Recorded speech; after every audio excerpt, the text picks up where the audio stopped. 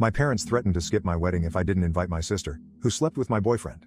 What happened next shocked everyone. I, 28F, never expected to be in this predicament, yet here I am. My sister Lizzie, 26F, and I used to be quite close growing up. We shared a room in our little suburban home, whispering secrets late into the night and daydreaming about our future. Lizzie was always the more outgoing one, with a talent for art and music, whereas I was the studious kind, constantly buried in a book. Despite our disputes, we remained linked. Our parents, John, 55M, and Mary, 53F, raised us to prioritize family above all else. Dad worked long hours as a construction foreman to support us, while Mom worked part-time and ran the family. They instilled in us a strong sense of loyalty and taught us the value of sticking together through thick and thin. Little did I know how much my familial loyalty would be tested in the coming years. I met Jake, 30M, in my sophomore year of college. He was a senior, personable and popular, with a love of books that mirrored mine. We bonded over our mutual love of classic novels, and we spent many hours in quaint coffee shops talking about our favorite authors. Jake was my first serious boyfriend, and I fell hard and quickly. After graduation, Jake opted to stay in town and work at a local publishing business. Our relationship grew stronger, and we soon began discussing our future together.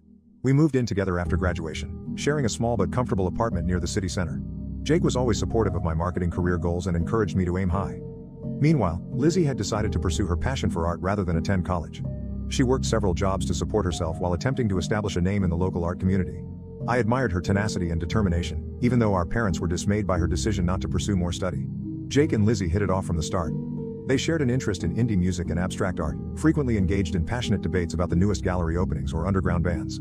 I was overjoyed that my boyfriend and sister got along so well, never suspecting that their relationship would develop into something more sinister. 5 years into our partnership, Jake and I were doing well. We'd weathered the storms of early adulthood together, including job changes, financial difficulties, and the death of our beloved childhood dog. We had even begun casually researching engagement rings online, fantasizing about a future wedding and the family we would create together. In contrast, Lizzie's life was more turbulent. She moved from job to job, trying to make ends meet while pursuing her art. There were times when she'd crash on our couch, and Jake and I would assist her financially. I didn't mind, after all, she was my sister, and I wanted to support her goals. Everything changed on a wet Tuesday in April. I had a large presentation at work and discovered I had left some important data on my home laptop. Knowing Lizzie was staying with us that week, I contacted and requested her to send the files to me. She agreed, and I didn't think anything more about it. Hours later, after completing my presentation, I opened my inbox to locate the files from Lizzie, but there was something else, an email thread that Lizzie had mistakenly left open when she gave the files. My heart stopped as I read the letters between her and Jake, which contained intimate information and arrangements for their secret rendezvous. I felt as if the ground had vanished beneath me. I left work early, my thoughts reeling, and confronted Jake in our apartment. He attempted to downplay it at first, claiming it was just a few innocent flirtations, but as I revealed more of what I'd read, his justifications fell apart. Jake finally confessed to a 6-month romance with Lizzie. He claimed that it began innocently, late-night conversations when I was sleeping or working late, a common interest for art that grew into something more. He stated he never wanted to hurt me, that he was confused about his emotions. I couldn't endure hearing it any longer and urged him to leave. Confronting Lizzie was even more challenging. I approached her modest studio apartment, my hands trembling as I knocked on the door. When she opened it, her expression sank. She knew I had found out. Unlike Jake, Lizzie did not attempt to offer explanations. She looked me in the eyes and told me she'd fallen in love with Jake, that they hadn't planned it but couldn't resist their feelings. The following several months were a haze of agony and hatred. I moved out of the apartment I shared with Jake and stayed on a friend's couch until I could locate my own place. I put myself into work, picking up extra assignments to keep my mind occupied. I cut off all contact with Jake and Lizzie, blocking their phone numbers and social media profiles. My parents were devastated by the news. They attempted to mediate at first, encouraging me to hear Lizzie out and contemplate forgiveness, but I couldn't handle the thought of being in the same room with her. The treachery was too new, too deep. They eventually stopped pushing, but I could see the sadness in their eyes every time the subject came up. After nearly a year of treatment and self-reflection, I felt ready to date again. I first met Alex, 32M, at a charity fundraiser at the local animal shelter. He was tall, with nice eyes and a kind grin that put me at ease right away. We bonded over our mutual love of dogs and our volunteer experiences at the shelter. Alex was kind and compassionate as I discussed my past. He never pushed me to go faster than I felt comfortable with, always respecting my limits. Slowly but gradually, I found myself falling in love again, this time with a man who genuinely liked and admired me. 2 years into our relationship, Alex proposed on a morning trek to our favorite viewing point. It was simple, private, and beautiful. As we started planning our wedding, I felt a mixture of excitement and dread. The thought of walking down the aisle again triggered memories I'd rather forget. Everything was going fine until my dad mentioned inviting Lizzie to the wedding. They contended that she is still family and should be present on my special day. The very suggestion made my stomach turn. How could I celebrate the most joyful day of my life with someone who had given me so much pain? I adamantly refused, informing my parents that Lizzie's presence would just bring up sad memories and could ruin the day. Alex agreed with me, saying that our wedding should be about our love and happiness, not attempting to patch relationships that may be beyond repair. My parents did not take it well. They accused me of being petty and unwilling to move forward. They even threatened not to go if Lizzie was not invited.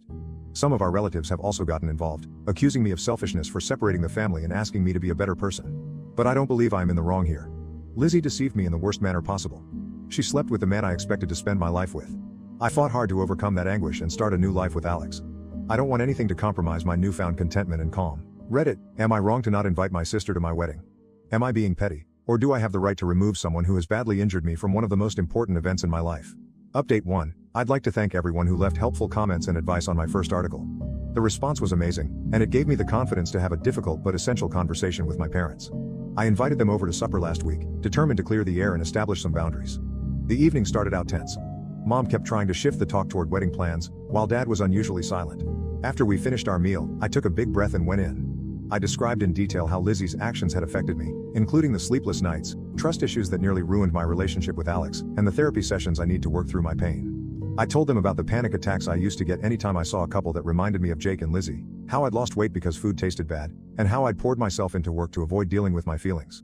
To my amazement, Mom burst into tears midway through my explanation.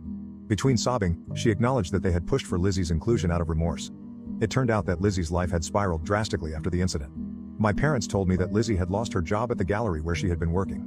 Her drinking, which had previously been sociable, had progressed to the point that she was rarely sober. She'd been in a run of short-lived, destructive relationships, one of which left her in the hospital with a broken arm. Mom and Dad felt responsible for not seeing Lizzie's problem sooner. They scolded themselves for applauding her free spirit without acknowledging that she may have required more guidance and assistance. In their thoughts, inviting Lizzie to the wedding was a means to reintegrate her into the group and possibly help her get her life back on track. While I sympathized with Lizzie's hardships, I made it clear that this did not excuse her behavior or erase the anguish she caused me. I reminded them of all the instances they had assisted Lizzie financially and emotionally over the years, emphasizing how supportive they had always been as parents. I emphasized that I was not responsible for Lizzie's well-being, and I shouldn't have to give up my peace of mind for her. Dad, who had kept silent for the majority of the conversation, suddenly piped out. He told me a story from his own background that I had never heard before. Apparently, his older brother had done something similar, compromising Dad's trust significantly when they were younger. They had never really reconciled, and I could see sadness in Dad's eyes as he recounted decades of stressful family reunions and squandered possibilities. He stated that he did not want the same for Lizzie and me, which is why he has been pushing for reconciliation, but he also admitted that he couldn't compel forgiveness and that healing had to happen on my own terms. Dad apologized for pressuring me and promised that he and Mom would respect my decision regarding the wedding. He also told me that they would attend, with or without Lizzie. My parents agreed to speak with the relatives who had been causing me problems and explain the issue. They vowed to stop any future attempts to guilt-trip me into inviting Lizzie. After this emotional chat, I felt as if a weight had been lifted from my shoulders.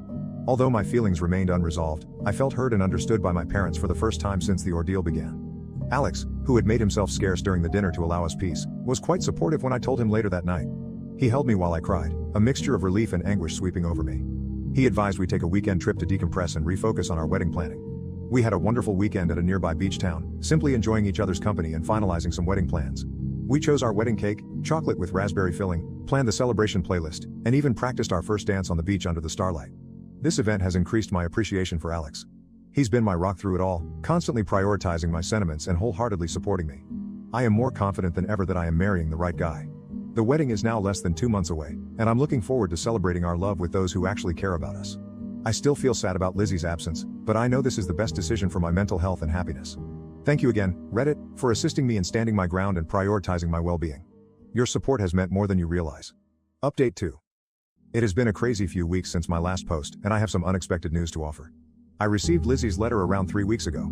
The envelope lay on our kitchen counter for days, and I hesitated whether to open it or throw it away. Alex, ever the voice of reason, argued that reading it might bring some closure, even if I choose not to react. Finally, on a peaceful Sunday morning, I mustered the confidence to open the letter. It was many pages lengthy and contained Lizzie's trademark loopy handwriting. As I read, I could practically hear her voice in my thoughts, recalling late-night chats and secrets from our youth. Lizzie began by acknowledging the grief she had caused me, accepting full responsibility for her actions without making excuses. She wrote of the downward spiral her life had taken after Jake left her, and how she turned to drink to alleviate her remorse and shame. She admitted to suffering from depression, which had begun long before the episode with Jake but had increased dramatically thereafter. Her admission that she was going to rehab stunned me the most. She had apparently been in a treatment facility for the previous 6 months, focusing on her sobriety and mental wellness. She wrote of the grueling treatment sessions, group gatherings, and the difficult task of confronting her demons. Lizzie mentioned that part of her healing journey was making amends to individuals she had harmed.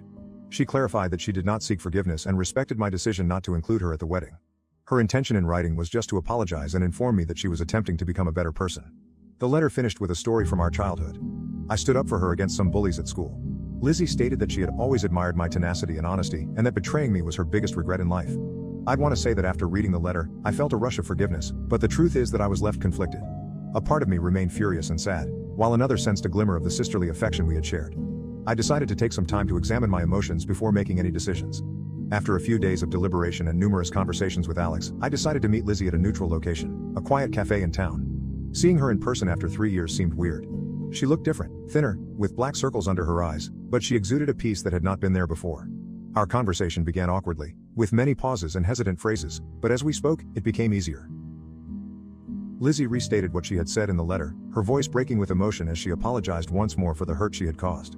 She told me more about her sober journey and the work she had done in therapy.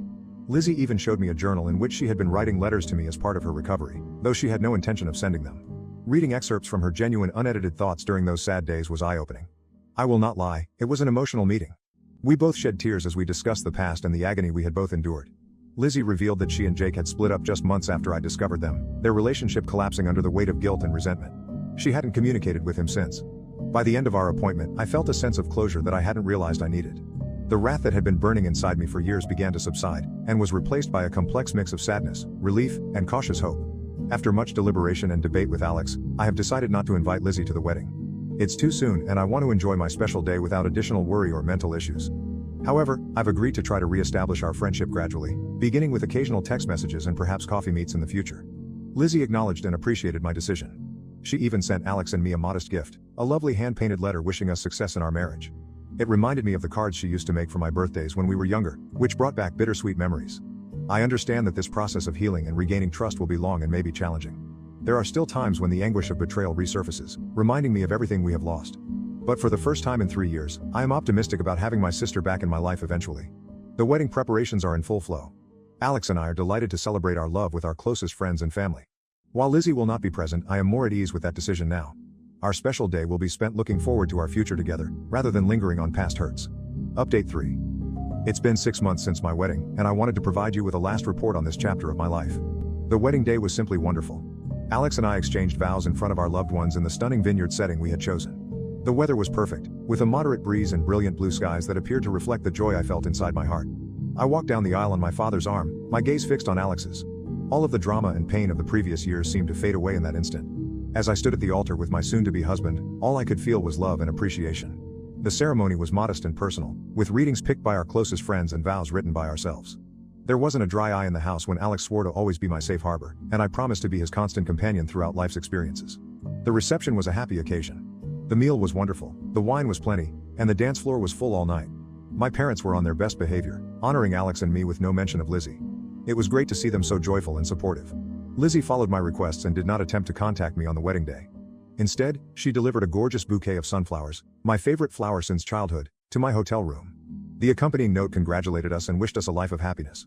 It was a lovely gesture that I appreciated even more than I had imagined. Since the wedding, Alex and I have adjusted into married life, which has been fantastic. We recently purchased our first home together, a quaint craftsman-style house with a modest backyard. We've enjoyed making it our own by painting the walls and adding a garden. It feels nice to be starting a life together and making new memories in a space that is genuinely ours. My friendship with Lizzie is gradually improving. We've had a few more coffee meetings and are now texting on a regular basis. Our chats are still somewhat guarded, but there is a developing comfort between us that reminds me of our previous connection. Last month, we even ate dinner with our parents. It was a little awkward at begin, with everyone trying to avoid certain issues, but as the evening proceeded it became more like old times. Lizzie remains committed to her recovery and has been making significant improvements in her life. She's back in school, training to be a counselor for disturbed teenagers. She thinks her own experiences have given her insight into the difficulties that young people encounter, and she wants to help others avoid the mistakes she did. Seeing her progress and commitment to changing her life has aided me in my forgiveness journey. Lizzie recently inquired if she might exhibit some of her work at a local gallery. I hesitated at first, recollections of her previous artistic pursuits triggering conflicting feelings, but I decided to go. With Alex by my side for support. Walking into the gallery, I was taken aback by the transformation in her work. The chaotic dark pieces of her turbulent years were replaced by brilliant, hopeful canvases that appeared to throb with life. One painting in particular caught my eye. 2 interwoven trees with branches reaching for the sky. Lizzie subsequently told me that it reflected her wish for our relationship to flourish together again after our separation. While we are not back to being best friends, and I doubt we ever will be, I am delighted we are working to mend our friendship. It's a lengthy process, with occasional setbacks when past hurts resurface, but it feels right. We're learning to be sisters again in a way that honors our separate paths and who we've become. I would like to thank everyone who helped me through this difficult time. Your guidance and encouragement helped me stay strong and make the best decisions for myself. I've learned a lot about setting boundaries, self-care, and the power of forgiveness, not for the benefit of the other person, but for my own peace of mind. Looking back, I recognize that the healing process isn't linear. There are good days and bad days, moments of progress and moments of uncertainty, but I'm pleased of how far I've gone and enthusiastic about what the future holds with Alex. To anyone in a similar situation, remember that it is acceptable to prioritize your personal well-being. Healing takes time, and you don't have to forgive somebody until you're ready to do so. Trust your intuition, surround yourself with helpful people, and do not be hesitant to seek professional help if necessary. As for me, I'm looking forward to the next chapter in my relationship with Alex. We're talking about starting a family soon, and the prospect of becoming parents both excites and scares us. Whatever problems come our way, I am confident that we will confront them together, stronger for having weathered the storm. Thank you for watching. If you haven't subscribed yet, please do so and hit the notification bell to stay updated with more shocking real-life stories happening around you.